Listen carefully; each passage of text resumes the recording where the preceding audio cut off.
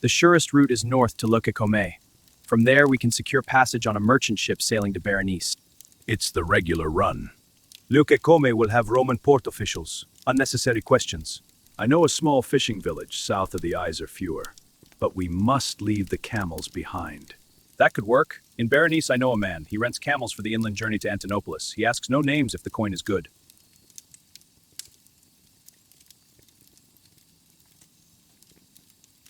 Your centurion, Varro, he spoke of discontent, of a plan for Hegra. He claimed to have supporters there. That the garrison was ripe for change. Was that the ranting of a defeated man, or something real? The prefect at Hegra is a cruel man, promoted through connections, not merit. Morale is low, pay is late. News of the emperor's capture, it has spread. There are whispers.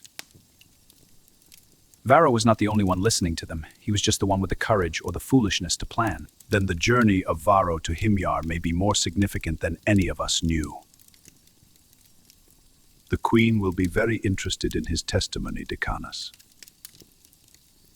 Now we come to a letter of sharp edges, the sound of a blade parting something, the Zayin. Its radical sense is sectioning, cutting, severing. It is the same of destructuring. It takes a whole and divides it. A violent sound. Not always violent, but always definitive. It creates a before and an after. Observe. The word for couple, pair. In Arabic, zawj. In Hebrew, zawg. It begins with the Z. Hamza. Recall the lesson of the J, the Gimel. It gathers. It joins things together. It assembles. Exactly. So in zawj, we have the Z, the act of cutting, separating, immediately followed by the J, the act of joining, assembling. A couple is, at its root, that which is first separated, then specifically joined. Two distinct entities cut from the whole of humanity, assembled into a unique pair. Another jazar, to cut off. Again, the J, gathering, and the Z, cutting. The meaning is in the marriage of the different parts under constraint, like in the word zara, to press together. Now, follow a journey east. In Persian, Zayin means knife, weapon, sword, the ultimate tool for cutting, for Z. This word traveled into Aramaic and Hebrew, carrying that same sense of a sharp dividing instrument. But in our own Semitic, Zayin means ornament, decoration, beauty. Where is the cut in the artisan's craft? Beauty comes from the knife that sculpts the stone, the chisel that etches the bronze, the blade that shapes the wood. Our Zayin is the beauty born from skillful cutting, from the precise artistic application of the Z principle. The jeweler cutting a gem, the metalworker engraving bronze, the weaver cutting threads to a perfect length before joining them. The ornament is not applied like paint. It is released from the raw material by the artisan's decisive separating hand. That is the Z. Berenice, I can take you. The sea is calm for 3 days, but the camels they eat, they drink. They are a burden on land I do not own. They are your burden for 10 days. We will pay for their feed and your trouble. We return for them on our way north. Boy, yalla, take these beasts to the pen behind my cousin's house and water them. Nasir, come!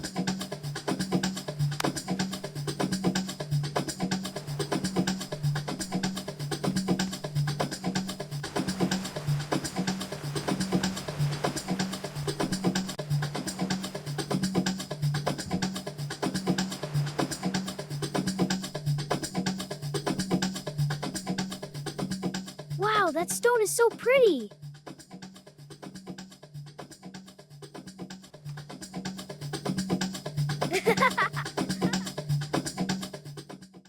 My report is complex. The stone did not fall into profane hands by accident. It was traded.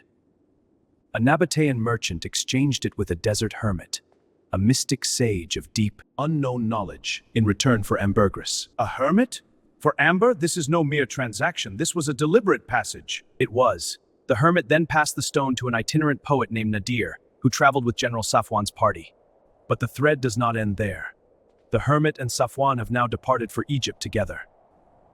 Egypt? Why? To fulfill a bargain. The poet Nadir seeks a woman, his beloved, who is lost. In exchange for the stone's eventual return, the hermit and the general go to Egypt to secure her freedom.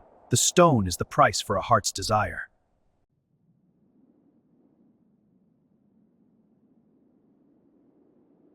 The stone becomes currency in a mortal's romance? This is perilous. Its destiny is greater than a single man's longing. This hermit, who is he? What is his name? What lineage of knowledge does he follow? The hermit sage is known as Nassim.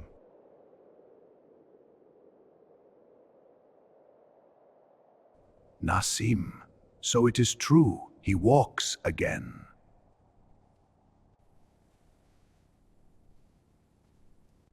The battle was a complete success, Your Majesty. The Roman camp was destroyed, their centurion captured. Our casualties were minimal, 2 men wounded, none slain. Our forces are already on the march back to Himyar. Well done. And General Safwan? Where is he to receive his commendation?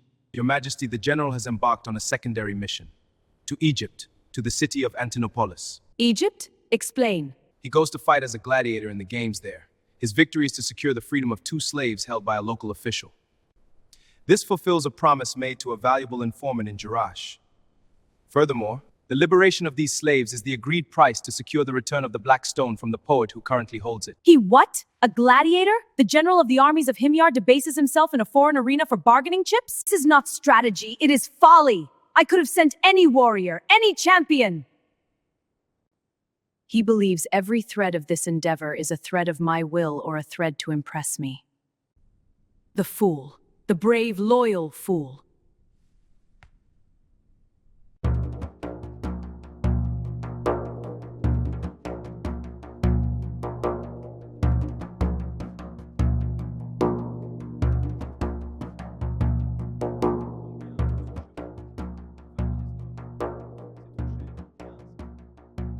Five camels for the journey to Ampelas in the Songbagt. This price and a deposit for their safe return.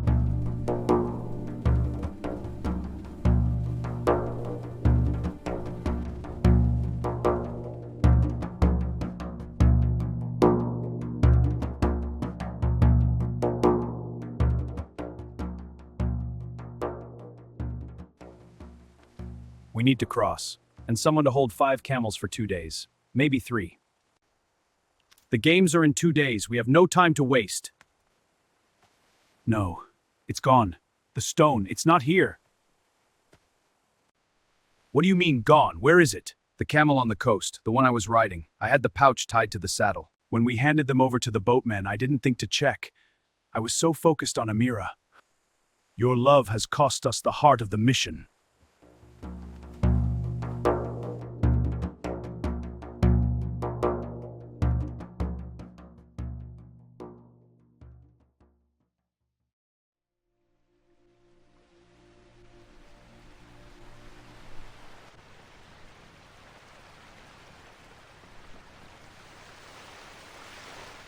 The Zayin in Hebrew and Arabic, the sound of the blade. We have spoken of its power to cut, to section, to separate. But now consider its work upon time itself. Zaman or Zamna or Zaman. Time is a river like this one. It flows always undivided, but we cannot live in an endless flow. We must cut it. We slice the river of time into moments, seasons, appointments. This word Zaman is not time itself. It is time that has been sectioned. A fixed period, a designated season, an appointed hour.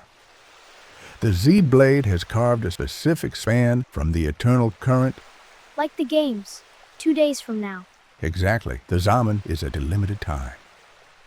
A boundary drawn around an event. Before it, preparation. After it, consequent. But the event itself is a contained vessel, cut cleanly from the flow of ordinary days. Your Majesty, the Himyarite detachment has returned from Jerash. I come directly from the city walls. General Safwan was not with us when we departed. He left for Antinopolis before the battle's embers had cooled. He tasked me personally with delivering this report to you. Proceed. The Roman centurion Varro and 15 of his men are secured in Jerash, awaiting disposition. He claims he does not wish to return to Rome. He speaks of allies in Hegra who share his desire to break from imperial control. Rome devours its own. That is their concern, not ours. The king of Hadramaut is Rome's ally. Say that again.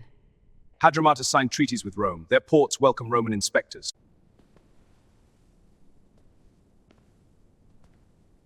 King Rachid increases the tariffs on our Indian trade passing through Kwani. He taxes every mile our caravans travel across his land. This Varro, a traitor to his own eagle, offers to clip the wings of Rome's client king? Varro does not ask us to fight Rome. He asks us to support a local rebellion against a local prefect. A rebellion that would weaken Hadramaut's patron.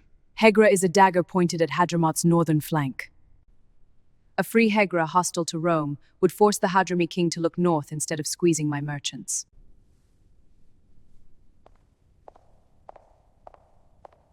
It would give us breathing room, leverage. I will hear this centurion's proposal, but not until Safwan returns. I will not negotiate with a Roman wolf while my general fights for scraps in an Egyptian arena. Send word to Jurash. Varro is to be kept comfortable, but patient.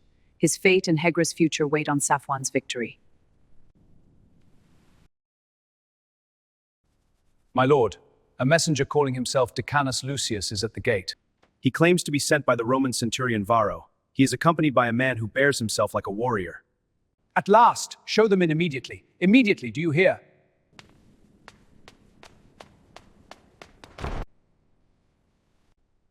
Finally, I began to think your centurion had forgotten his promise, or that his champion was a myth. Varro does not forget his bargains. This is the man. He will fight. He is not Roman, not even a legionary. What is he? An Arab captive, taken in the southern campaigns. He fought well for Rome, well enough to earn his freedom. Varro thought his skills would serve you better than a standard auxiliary. We shall see. Tomorrow is a training exhibition. All scheduled fighters must demonstrate their competence before the games. You will face one of my house gladiators, not to the death, but enough to show your mettle. If you survive with honor, you fight the day after. If not, the 2 slaves you seek will remain here until I am satisfied. Win, and they are yours. Fail, and your corpse will be fertilizer for the Nile silt. Take them to the western guest wing. See that they have food and water. I want this man rested for tomorrow's test.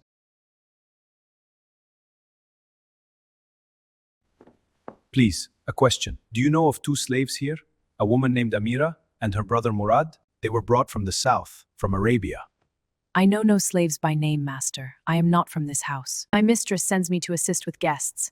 She works with the Alitarch on occasion, but I do not know his holdings. Another empty hope. She is here somewhere. I can feel it, and I cannot reach her. Come, let us read what we just heard, the poet's condition. He feels cut off from the one he seeks. The word for this in Arabic is azaba. Describes someone alone, separated from what should be accessible to him. You know the ayn and the ba. Tell me what they mean. The ayn is perception, what emerges to be seen. The ba is accessibility, an opening, a space that offers itself. Good. Now add the zayin between them. Ayn, zayin, ba. The zayin is the cutter, the separator. What do you get? Someone who sees the way but cannot take it. Exactly. Azaba is to be separated from what should be within reach. The poet perceives Amira's existence. He knows she is somewhere accessible in principle. Now look at the Hebrew cognate, azav. Same letters, ayin, zayin, bet. But in Hebrew, it means something slightly different. To leave, to forsake, to abandon. The picture is the same, the zayin separating from a whole.